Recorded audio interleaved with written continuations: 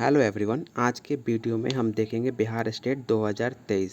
आज का video economics का प्रैक्टिस सेट 4 रहेगा। इससे पहले हमने 3 प्रैक्टिस सेट ऑलरेडी कर चुके हैं। अगर आपने वो 3 प्रैक्टिस सेट नहीं देखा है तो आप जाकर वीडियो के प्लेलिस्ट में चेकआउट कर सकते हैं। अगर आपने अभी तक इस चैनल को सब्सक्राइब नहीं किया तो प्लीज़ चैनल को सब्सक्राइब कीजिए और अपने दोस्तों के साथ ज़रूर शेयर कीजिएगा। चलिए शुरू करते हैं आज का पहला क्वेश्चन। पहला क्वेश्चन कह रहा है, निम्नलिखित में कौन सी वस्तु या सेवा राष्ट्रीय आय में शामिल होगी। ऑप्शन है गृहिणी की सेवाएं, ऑप्शन बी है समाज सेवाएं की सेवाएं, ऑप्शन सी है स्व उपभोग की वस्तुएं, ऑप्शन डी है अनाज। तो इसका राइट आंसर आपका अनाज हो जाएगा। अनाज को राष्ट्रीय आय में शामिल किया जाएगा क्योंकि अनाज प्राथमिक क्षेत्र के अंतर्गत आता है, जो कि राष्ट्रीय आय की गणना का एक भाग है। राइट आंसर आपका डी हो जाएगा।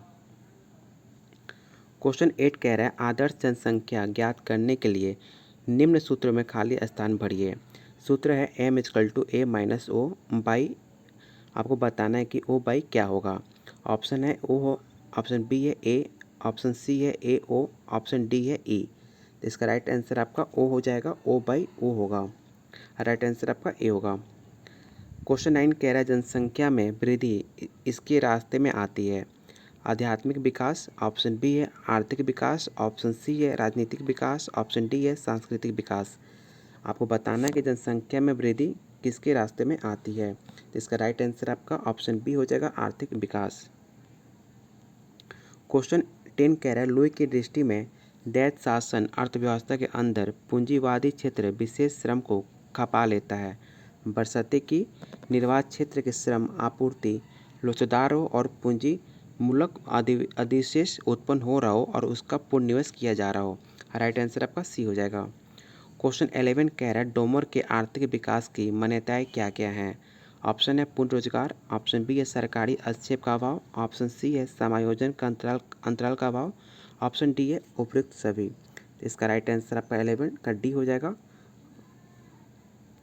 क्वेश्चन 12 कह रहा है, एक देश गरीब है क्योंकि वो गरीब है। ये सब आपको किसने कहा था, नर्क्स का या हिग्स का या रोस्टवे का या रिकॉर्ड का। तो आप इसे याद रखिएगा, एक देश गरीब है क्योंकि वो गरीब है, ये कथन आपका रेगनर नर्क्स का कहा गया है। राइट आंसर आपका ए हो जाएगा। क्वेश्चन 13 कह रहा है, अर्थव्यवस्था की अधिसंरचना में क्या सम्मिलित है, ऊर्जा या यातायात या बैंक या आपका उपरोक्त में से सभी। तो आप इसे याद रखिएगा, उपरोक्त सभी आपका राइट आंसर हो जाएगा। अर्थव्यवस्था में आपका ऊर्जा, यातायात, बैंक सब इसमें एग्जीक्यूट होते हैं। राइट आंसर डी हो जाएगा। क्वेश्चन 14 कह रहा है, अर्ध विकसित देश में प्रति व्यक्ति आय कम होने का क्या कारण है। इसका राइट आंसर आपका हो जाएगा, उपभोग प्रवृत्ति अधिक होता है, इसीलिए प्रति व्यक्ति आय कम होने का कारण आपका उपभोग प्रवृत्ति अधिक होती है। राइट आंसर सी हो जाएगा। क्वेश्चन 15 कह रहा है, उरुग्वे दौर करार का सबसे महत्वपूर्ण परिणाम किसकी स्थापना है। ऑप्शन है GATT, ऑप्शन बी है WTO, ऑप्शन सी है CECD, ऑप्शन डी है यूरोपियन यूनियन। तो आप इसे याद रखिएगा, WTO आपका उग्रवे दौर करार का सबसे महत्वपूर्ण परिणाम आपका WTO। राइट आंसर बी हो जाएगा। क्वेश्चन 16 कह रहा है, राज्य के पास ही संपूर्ण संसाधनों तथा संपत्ति का स्वामित्व होता है, ये विचार किसका है, पूंजीवाद या सामंतवाद या समाजवाद या मिश्रित अर्थव्यवस्था। तो इसका राइट आंसर आपका समाजवाद हो जाएगा। राइट आंसर सी होगा। चलते हैं अगले क्वेश्चन पे। अगला क्वेश्चन कह रहा है, यदि घरेलू उपभोक्ताओं की मांग अनंत रूप से लोचदार हो और विदेशी उत्पादक की आपूर्ति पूर्णतः बेलोचदार हो तो पूरा पार्सल क्या होगा। तो आप इसे याद रखिएगा, विदेशी उत्पादक द्वारा अदा किया जाएगा। राइट आंसर आपका बी हो जाएगा। क्वेश्चन 19 कह रहा है, जब एक देश के निर्यातों की मांग की कीमत लोच आयातों की तुलना में कम होती है तब उस देश की व्यापार की शर्तों की प्रवृत्ति क्या होगी, अनुकूल होने की या प्रतिकूल होने की, या ऑप्शन सी है अपरिवर्तित होने की, ऑप्शन डी है अनिर्धारणीय होने की। इसका राइट आंसर आपका ए हो जाएगा, अनुकूल होने की। राइट आंसर आपका ए होगा। क्वेश्चन 20 कह रहा है, सम्र विभाजन एवं विशिष्टकरण डैश का उत्पन्न करता है, आंतरिक बचतें या बाह्य बचतें या उपरोक्त में से ए और बी दोनों या इनमें से कोई नहीं। आप इसे याद रखिएगा, श्रम विभाजन एवं विशिष्टकरण की अवधारणा एडम स्मिथ ने सबसे पहले दी थी। इनके अनुसार श्रम विभाजन एवं विशिष्टकरण आंतरिक एवं बाह्य दोनों बचत का उत्पन्न करता है। राइट आंसर आपका सी हो जाएगा। क्वेश्चन 21 कह रहा है निम्नलिखित में किसे रूपांतरित वक्र द्वारा व्यक्त नहीं किया जाता है। ऑप्शन है साधन कीमत को, ऑप्शन बी है औसत लागत को, ऑप्शन सी है चुनाव को, ऑप्शन डी है दुर्लभता को। तो इसका राइट आंसर आपका ऑप्शन ए हो जाएगा, साधन कीमत को। राइट आंसर ए होगा।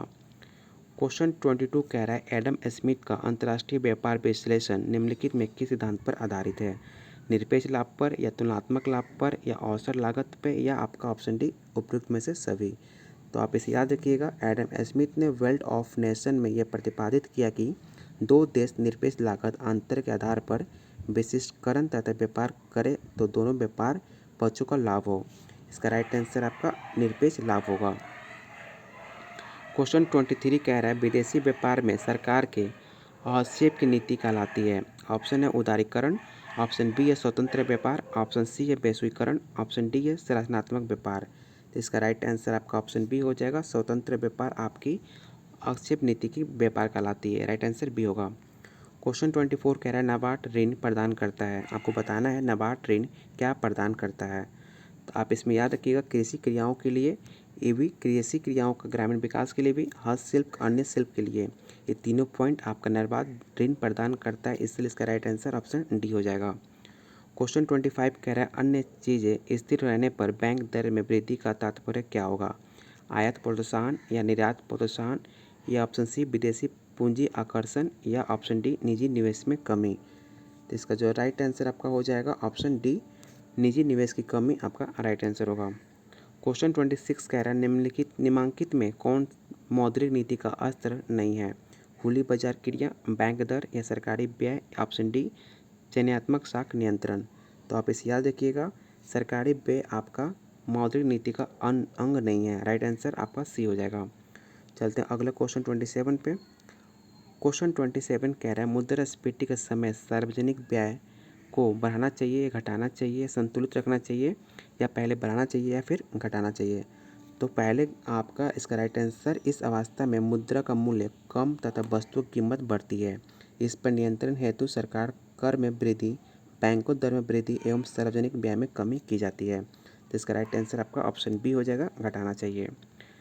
क्वेश्चन 28 कह रहा है स्टैगफ्लेशन क्या है। आपको बताना है स्टैगफ्लेशन क्या है। तो आप इसे याद रखिएगा, मुद्रास्फीति का साथ मंडी आपको स्टैगफ्लेशन कहलाता है। राइट आंसर ए हो जाएगा। क्वेश्चन 29 कह रहा है फिशर के अनुसार यदि मुद्रा की मात्रा दुगुनी कर दी जाए तो मुद्रा का मूल्य क्या होगा। घट जाएगा, या आधा हो जाएगा, दुगुना हो जाएगा, या अपरिवर्तित रहेगा, या इनमें से कोई नहीं। तो याद रखिएगा आधा हो जाएगा। राइट आंसर आपका ए होगा। क्वेश्चन 30 कह रहा है मुद्रा का मान किसके स्तर पर व्याकुत्रम होते हैं।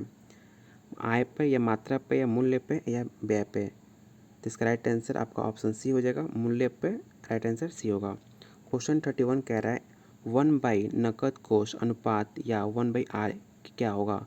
तो वैधानिक तरलता अनुपात, या तरलता अनुपात, या साख गुणक, या निवेश गुणक। तो इसका राइट आंसर आपका साख गुणक हो जाएगा।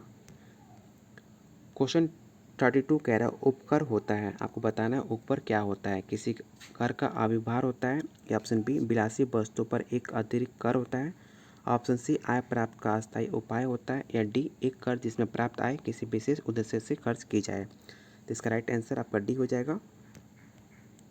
क्वेश्चन 33 कह रहा है जितनी ज़्यादा मांग बेलोचदार होगी उतना ही होगा करपात, उत्पादक पर, या क्रेता पर, या उपभोक्ता पर, या आपके व्यक्ति पर।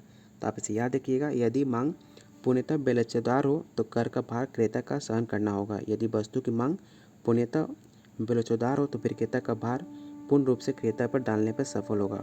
इसलिए इसका राइट आंसर आपका ऑप्शन बी हो जाएगा, क्रेता। क्वेश्चन 34 कह रहा है निम्नलिखित में राजकोषीय घाटा का सही सूत्र क्या है। ये काफ़ी इंपॉर्टेंट सवाल है, इसे आप जरूर नोट डाउन कर लीजिएगा। इससे सवाल आपके एग्जाम में पूछे जाते हैं। तो इसका राइट आंसर आपका डी हो जाएगा, क्योंकि इनमें से कोई नहीं आपका राइट आंसर होगा। अगर सही राइट की क्वेश्चन बात की जाए तो इसे आप जरूर नोट डाउन कर लीजिएगा। राजकोषीय घाटा इक्वल टू आंतरिक ऋण प्लस विदेशी ऋण प्लस अन्य देयताएं प्लस रिजर्व बैंक से प्राप्त ऋण आपका राइट आंसर हो जाएगा।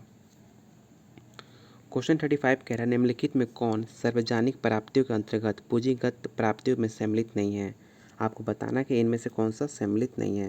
तो राइट आंसर आपका सार्वजनिक उद्योग तथा सेवाओं से आय आपका इसमें सम्मिलित नहीं है। राइट आंसर ए होगा। क्वेश्चन 36 कह रहा है निम्नलिखित में कौन प्रोफेसर सिराज के करारोपण के नियमों में सम्मिलित नहीं है। तो इसका राइट आंसर आपका हो जाएगा अनुमोदन, डी आपका राइट आंसर होगा। चलते हैं अगले क्वेश्चन पे। अगला क्वेश्चन कह रहा है किसी व्यापार चक्र की 4 अवस्थाएं होती हैं, इन अवस्थाओं में सही क्रम क्या है। आपको बताना है कि इनमें से सही क्रम आपका कौन सा है। तो आप इसे याद रखिएगा। सबसे पहले अवसाद, उसके बाद पुनरुत्थान, उसके बाद समृद्धि, उसके बाद प्रतिसार आपका राइट आंसर हो जाएगा।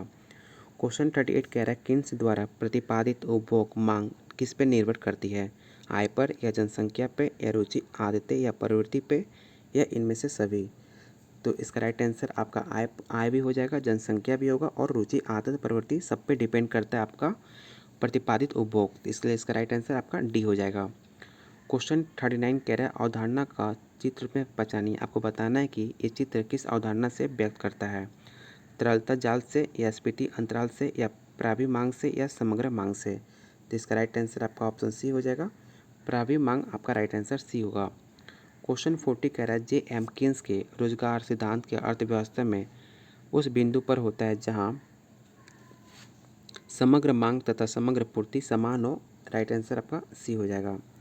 क्वेश्चन 41 कह रहा है किन्स के रोजगार सिद्धांत का प्रारंभिक बिंदु क्या था, पूंजीवाद सिद्धांत या प्रभावपूर्ण मांग या ऑप्शन सी बचत की प्रवृत्ति, ऑप्शन डी उपभोग की प्रवृत्ति। तो इसका राइट आंसर ऑप्शन बी हो जाएगा, प्रभावपूर्ण मांग आपके किन्स के रोजगार सिद्धांत का स्टार्टिंग पॉइंट था। राइट आंसर बी होगा। क्वेश्चन 42 कह रहा है किन्स के सिद्धांत के अनुसार मुद्रा पूर्ति में परिवर्तन आय को क्या प्रभावित करता है। तो आप इसे याद रखिएगा, ब्याज दर में परिवर्तन के द्वारा ही इसे इफेक्ट करता है। राइट आंसर बी होगा। क्वेश्चन 43 कह रहा है निम्न में किस एक के साथ तरलता जाल का मेल है, श्रम मांग फलन, उत्पादन फलन, ऑप्शन सी है उपभोग फलन, ऑप्शन डी है मुद्रा मांग फलन। इसका राइट आंसर आपका हो जाएगा ऑप्शन डी आपका राइट आंसर होगा, मुद्रा मांग फलन आपका राइट आंसर होगा। क्वेश्चन 44 कह रहा है लाभ का नवप्रवर्तन सिद्धांत का प्रतिपादित करने वाले अर्थशास्त्री का क्या नाम था। आपको बताना है लाभ का नवप्रवर्तन सिद्धांत सबसे पहले किस अर्थशास्त्री ने दिया था। तो इसका राइट आंसर आपका हो जाएगा ऑप्शन ए, शुम्पीटर द्वारा दिया गया था। राइट आंसर ए होगा। क्वेश्चन 45 कह रहा है लाभ का प्रभावी आश्चर्य का सिद्धांत निम्नलिखित में किसने प्रतिपादित किया था। तो आप जी.एल. शकील का नाम आप जरूर याद रखिएगा। इस सवाल आपके यूपीटीजीटी का पूछा हुआ सवाल है। राइट आंसर बी हो जाएगा। अगला क्वेश्चन 46 कह रहा है मजदूरी प्रस्तावना चक्र क्या व्यक्त करता है, काम के लिए प्रस्तावित मंजूरी या काम तथा आराम के बीच सहयोग या ऑप्शन सी प्रचलित मजदूरी दर पर प्रस्तावित काम या डी इनमें से सभी। तो इसका राइट आंसर आपका ऑल ऑफ द अबव होगा। राइट आंसर डी हो जाएगा। क्वेश्चन 47 कह रहा है अपने लगान सिद्धांत में रिकॉर्डों ने भूमि की हस्तांतरण का आय को क्या माना है, बहुत अधिक या बहुत कम या शून्य या इनमें से कोई नहीं। तो इसका राइट आंसर आपका शून्य हो जाएगा, option C is your right answer. Question 48 कह रहा है यदि साधन की सीमांत उत्पादकता में वृद्धि की जा सकती है तो उसकी मांग तथा मूल्य में वृद्धि होगी। राइट आंसर सी होगा। क्वेश्चन 49 कह रहा है निम्नलिखित में किस अर्थशास्त्री ने आय के वितरण को फलनात्मक सिद्धांत विकसित नहीं किया है, एडम स्मिथ या डी रिकॉर्डो या के मार्क्स या आपका एन कॉल्डर। तो आप एडम स्मिथ का नाम सबसे पहले याद रखिएगा। राइट आंसर आपका ए हो जाएगा। क्वेश्चन 50 कह रहा है एक अधिकारिक कीमत विभेद की पोजीशन में साम्य की शर्त क्या होगी। तो आपका राइट आंसर हो जाएगा MR1 equal to MR2 MR equal to MC। Right answer आपका सी हो जाएगा। क्वेश्चन 51 कह रहा है एकाधिकार शक्ति का मापन किया जा सकता है। आपको बताना है एकाधिकार का शक्ति मापन कैसे किया जा सकता है। तो आप कीमत तथा सीमांत लागत के अंतर के द्वारा एकाधिकार शक्ति का मापन किया जा सकता है। ये भी आपसे पूछा जाता है कि एकाधिकार शक्ति का सूचक का फॉर्मूला क्या होता है। तो आप इसे याद रखिएगा, एकाधिकार शक्ति का सूचक इक्वल टू कीमत माइनस सीमांत लागत बाई कीमत। आपका राइट आंसर हो जाएगा ऑप्शन सी।